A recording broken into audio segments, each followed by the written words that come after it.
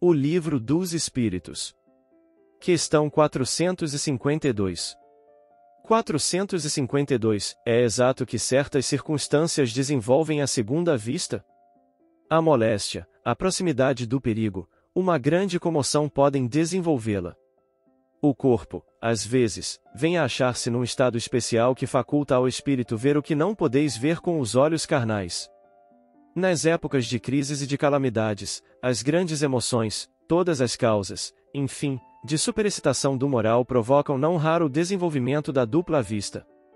Parece que a providência, quando um perigo nos ameaça, nos dá o meio de conjurá-lo. Todas as seitas e partidos perseguidos oferecem múltiplos exemplos desse fato.